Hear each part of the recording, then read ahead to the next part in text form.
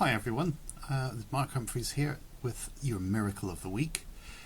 This week, being the week leading up to Halloween, we have a Halloween special, which is Gregory of Tours and the Zombie Saint. Excuse the silly voice.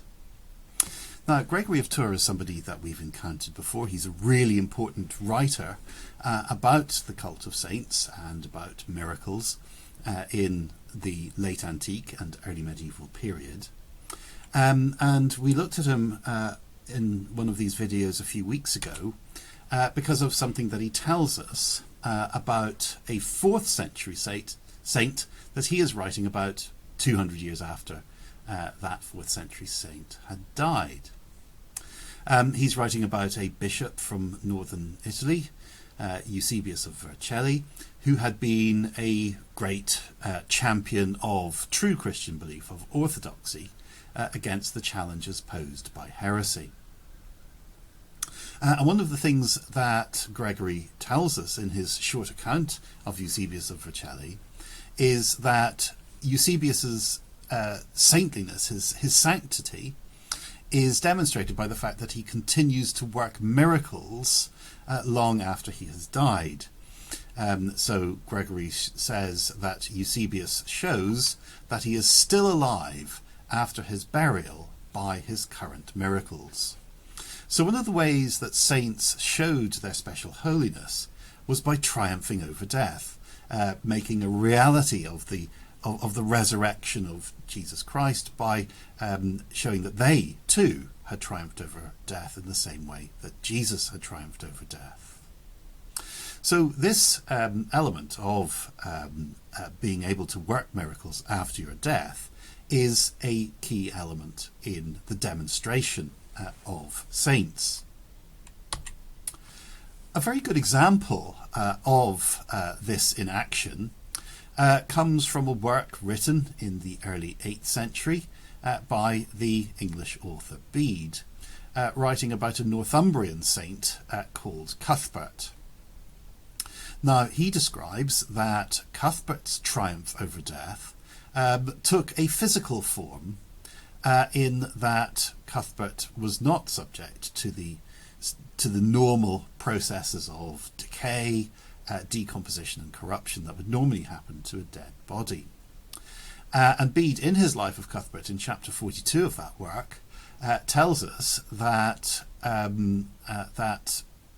Cuthbert showed his holiness after his death by describing the circumstances when Cuthbert's body was exhumed in about 9 years after his death.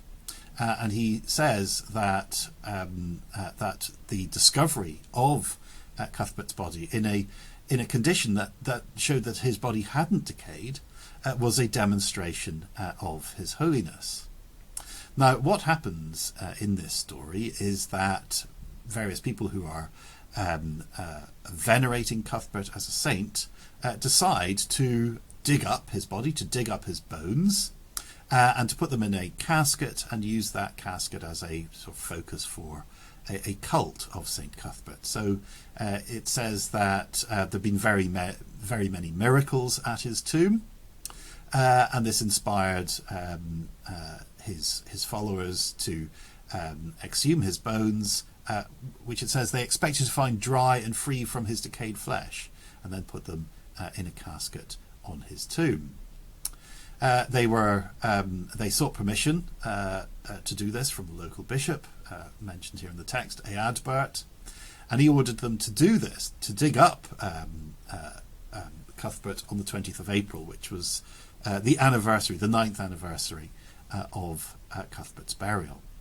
And then Bede tells us they accordingly did so, and opening the tomb they found his body entire, as if he were still alive. So notice again that he's triumphing over death. And then it adds the rather ghoulish details, and his joints were still flexible, as if he were not dead but sleeping. So you get this idea that the people who dug up his body were astonished, first of all, to find that there were no signs of decay, and then it sounds like they tried his limbs, tried his joints, his elbow, his knees, whatever, and discovered that these were still flexible. So you have this idea of them, actually handling Cuthbert's body.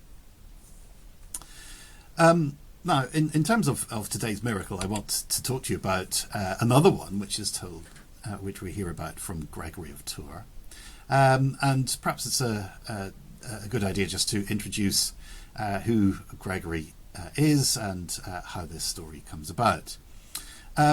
Gregory was born in the late 530s in an area of what is now central France, the Auvergne, probably close to or in the town of Clermont, which was an important city in the Roman period and continued to be an important period even when Gaul came under the control of the Franks.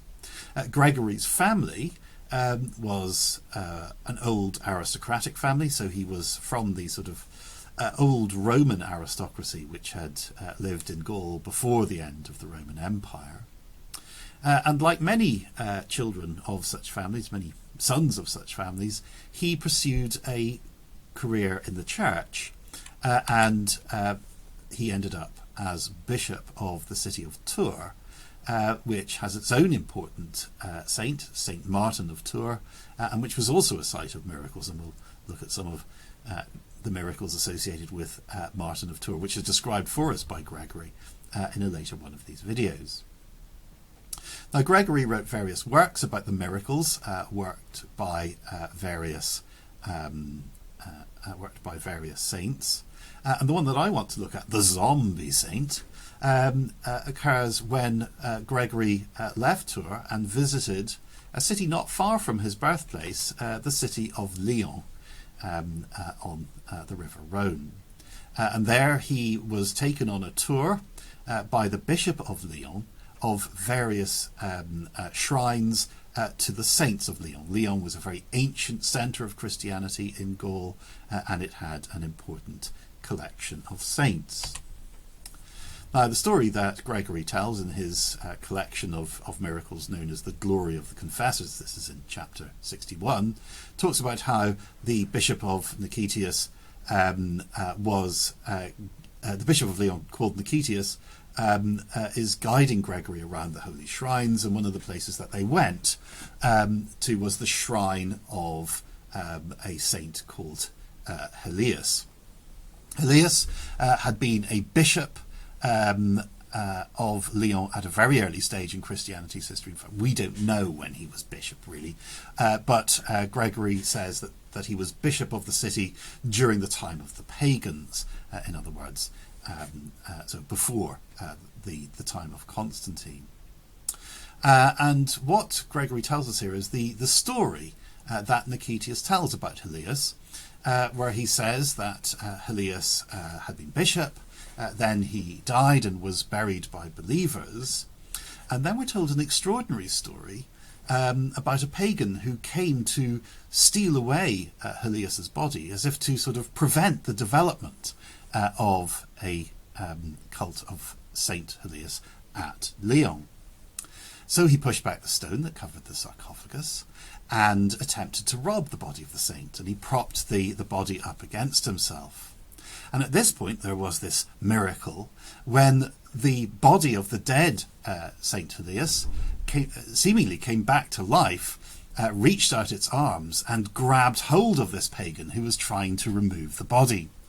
And we're told that the body of the saint kept hold of this pagan until the morning, when people discovered what was going on, and then this pagan was brought before the local Roman magistrate because grave robbing was a crime in the Roman world.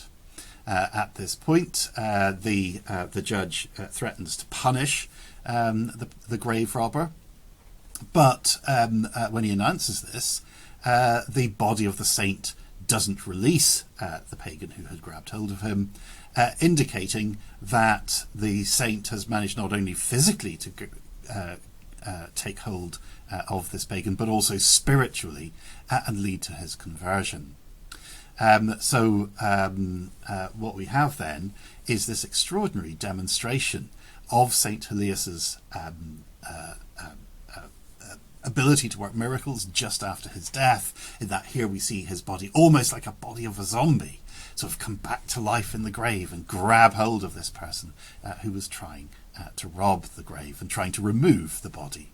So so what we get here is a sense that the development of the cult of venerating Saint Elias is something that Saint Elias himself was involved in, because this person who tried to hamper the development of the cult is seized by the body, seized by the arms of Saint Elias, when, a bit like a holy zombie, he comes back to life. And what we have then is this sort of, almost sort of spooky story of a body coming back to life and grabbing hold of somebody who's trying to do wrong by it. I thought that'd be an appropriate story to look at, just as we're approaching Halloween. Thank you for listening.